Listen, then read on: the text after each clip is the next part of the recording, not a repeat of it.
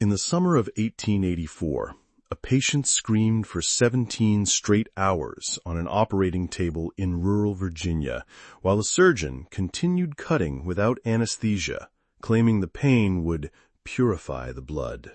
That surgeon was Dr. Cornelius Wilkes, and by the time authorities discovered what he had been doing to patients in his isolated mountain clinic, over 200 people had vanished into his care, never to be seen again. This is the story of America's most inbred doctor, a man whose twisted lineage and warped mind created one of the darkest chapters in medical history. The year was 1881, when Dr. Cornelius Wilkes established his practice in the remote mountains of Wise County, Virginia. Far from the watchful eyes of medical boards and civilized society, Wilkes built what he called a sanctuary of healing in an old tobacco barn that had been abandoned for decades. The building sat at the end of a winding dirt road, surrounded by dense forest that seemed to swallow sound itself. Wilkes was not like other doctors of his time. Born into a family that had practiced inbreeding for over a century in the isolated Appalachian hollows, he bore the physical and mental scars of generations of genetic deterioration. His left eye wandered independently of his right, giving him a perpetually unsettling gaze. His hands, though steady during surgery, bore 6 fingers on each side, a trait that ran through his bloodline like a curse. Most disturbing of all was his smile, which revealed teeth that grew in multiple rows, forcing him to speak with a pronounced lisp that made his patients' names sound like death rattles. But it wasn't his appearance that made Cornelius Wilkes dangerous. It was his complete absence of human empathy, combined with a medical degree he had somehow obtained from a now defunct medical college in Kentucky, an institution later investigated for selling diplomas to anyone with enough coin. The people of Wise County were desperate for medical care. The nearest legitimate doctor was a 3-day journey through treacherous mountain passes, and many families had lost loved ones to simple ailments that could have been easily treated. When word spread that a real doctor had come to their isolated community, they welcomed him like a savior. They had no idea they were inviting death itself into their homes. Wilkes's first patients were grateful, even when his treatment seemed unusual. He insisted on operating in complete darkness, claiming that light corrupted the body's natural healing processes. He refused to use chloroform or ether, instead offering patients a bitter tea that he brewed from plants he gathered in the mountains. Those who drank it fell into a stupor, but they could still feel everything. Martha Henderson was one of his first victims. A young mother of 3, she came to Wilkes with severe stomach pains in the autumn of 1881. Her husband Jacob waited outside the makeshift operating room for 6 hours while screams echoed from within. When Wilkes finally emerged, his apron soaked in blood, he told Jacob that Martha had died from complications, but that she had donated her body to advance the cause of medical science. Jacob never saw his wife's body. Wilkes claimed he had buried her in a special cemetery behind his clinic, but when Jacob searched the grounds days later, he found only disturbed earth and strange metal implements buried in shallow graves. The disappearances began slowly. Patients would arrive at Wilkes's clinic with minor ailments and simply vanish. When families inquired, Wilkes had ready explanations. Some had died from unexpected complications. Others had been so grateful for his care that they had decided to stay and help with his research. A few, he claimed, had recovered so completely that they had decided to start new lives elsewhere. The mountain community, accustomed to people disappearing into the wilderness or leaving for opportunities in distant cities, accepted these explanations for months. But as winter approached, the number of missing persons grew impossible to ignore. Sarah Jenkins, the local schoolteacher, began keeping a record of everyone who visited Dr. Wilkes. She noticed that while many people went to see him, very few ever returned to town. Those who did come back were changed. They moved differently. spoke in whispers, and refused to discuss their treatment. Most disturbing of all was that they seemed to have lost pieces of themselves. Tom Bradley returned from Wilkes's clinic missing 2 fingers on his right hand. When asked what happened, he claimed he couldn't remember anything after drinking the doctor's tea. Mary Sullivan came back with a long scar across her scalp and complained of constant headaches. She insisted that Wilkes had cured her of female hysteria, but she could no longer remember her children's names. Sarah's careful documentation revealed a horrifying pattern. Of the 47 people she recorded as visiting Dr. Wilkes between October 1881 and March 1882, only 12 had returned to town, and all of them bore signs of surgical intervention they couldn't explain. On a cold February morning in 1882, Sarah decided to investigate the clinic herself. She told no one of her plans, knowing that if she disappeared, her records would tell the story. She approached Wilkes's converted barn under the pretense of seeking treatment for a persistent cough. The interior of the clinic defied description. The main room had been divided into sections by hanging sheets stained with substances Sarah didn't want to identify. The smell was overwhelming, a mixture of decay, chemicals, and something sweet that made her stomach turn. Along the walls, shelves held glass jars filled with organs and body parts floating in murky liquid. Some of the specimens still had tags attached, bearing names she recognized from her missing persons list. Dr. Wilkes greeted her with that unsettling smile, his wandering eye fixed on something behind her, while his good eye studied her face. He spoke in that strange lisp, asking about her symptoms while his 6-fingered hands gestured toward a metal table stained with rust-colored stains. Sarah made an excuse about needing to return home to tend to her sick mother and fled the clinic, but what she had seen haunted her dreams. More importantly, she now understood what had happened to her missing neighbors. That night, Sarah wrote a letter to the county sheriff detailing everything she had observed. She described the jars of organs, the surgical table, and her growing certainty that Dr. Wilkes was not treating patients, but harvesting them.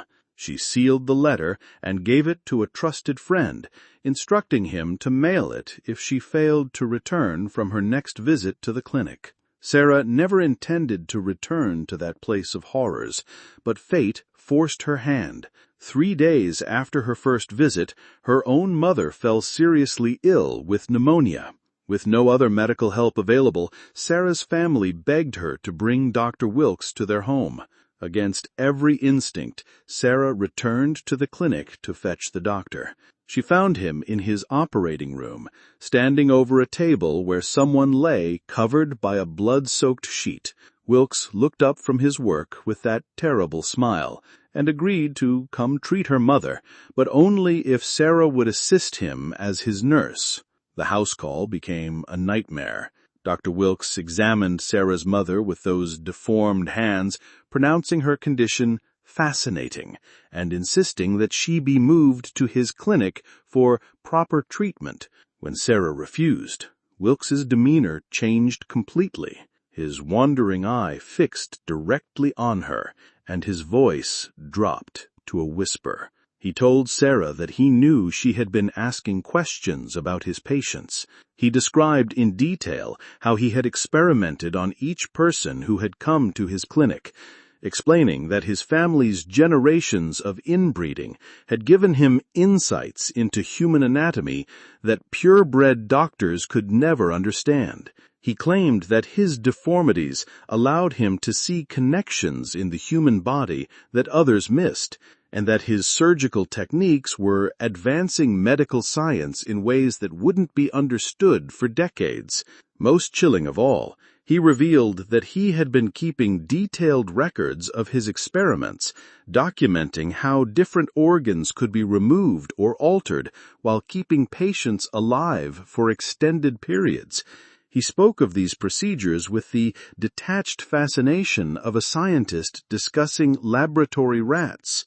Sarah's mother died that night, but not from pneumonia. As Sarah sat vigil beside her bed, she watched Dr. Wilkes administer injection after injection of unknown substances, claiming he was trying to save her life. Her mother's final hours were filled with convulsions and screams that echoed through the mountain hollows. When morning came, Dr. Wilkes informed Sarah that her mother had agreed to donate her body to medical research before she died. He began preparing to take the body back to his clinic, but Sarah stood in his way. For the first time in months, someone had successfully defied the doctor's wishes. Wilkes left without the body, but not before promising Sarah that he would be back for her.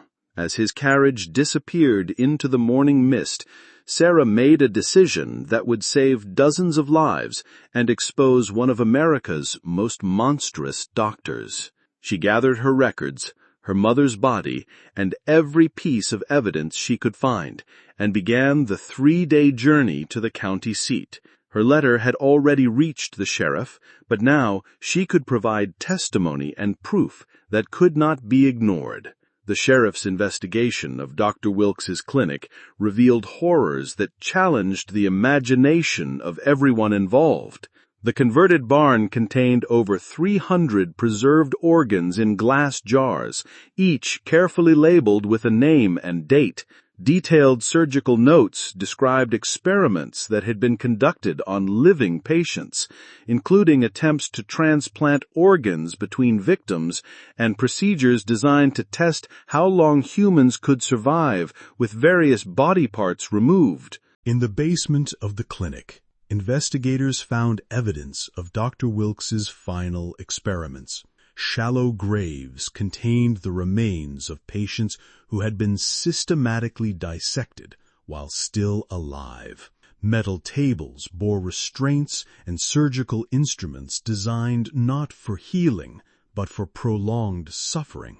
Most disturbing of all, they discovered a journal in which Wilkes had recorded his belief that his inbred lineage had given him special abilities to understand pain and death. The journal revealed that Cornelius Wilkes viewed his patients not as human beings, but as specimens in a grand experiment to unlock the secrets of human endurance. He wrote extensively about his family's history of inbreeding, describing it not as a tragic circumstance, but as selective breeding that had produced superior medical intuition. He believed that his deformities were actually evolutionary advantages that allowed him to perform surgeries that normal doctors couldn't attempt. But Dr. Wilkes was never captured.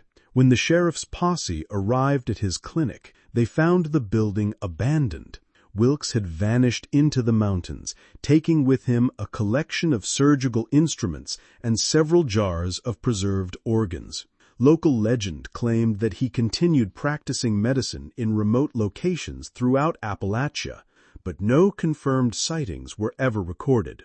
The investigation into his crimes revealed the full scope of his horror. Over 200 people had visited his clinic during the 18 months he practiced in Wise County.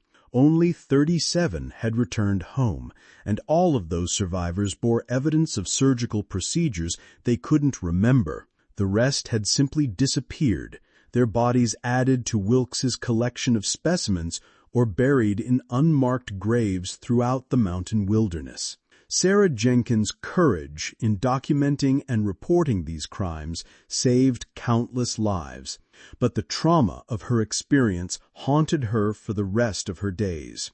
She moved away from Wise County shortly after the investigation concluded, but she continued to have nightmares about that wandering eye and that terrible smile until her death 40 years later.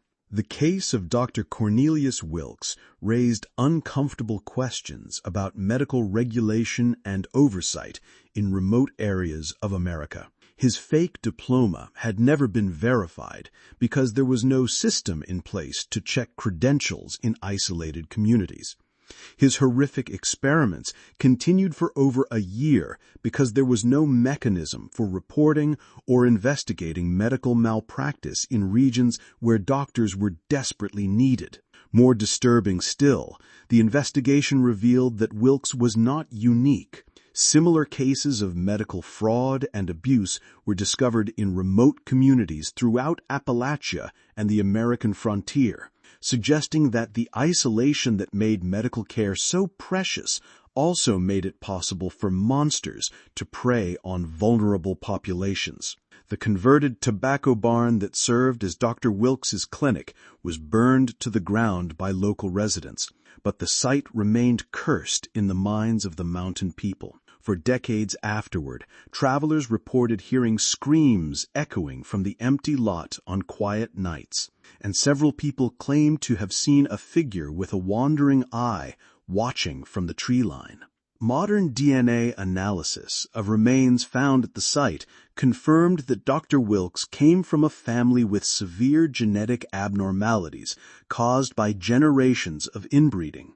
Medical experts who studied his surgical notes were horrified by the precision of his techniques and the calculated cruelty of his experiments. Some procedures he performed wouldn't be understood by mainstream medicine for another 50 years, leading to speculation that his deformed mind had indeed developed insights that his twisted ethics had perverted into instruments of torture. The story of Dr. Cornelius Wilkes serves as a chilling reminder that medical knowledge without compassion becomes a tool of horror. In our modern age of medical regulation and oversight, it's easy to forget how vulnerable people were to charlatans and monsters who wore the trusted mantle of physician. But in the isolated mountains of Virginia in 1884, a man with 6 fingers on each hand and a complete absence of human empathy was able to torture and murder over 200 people before anyone could stop him.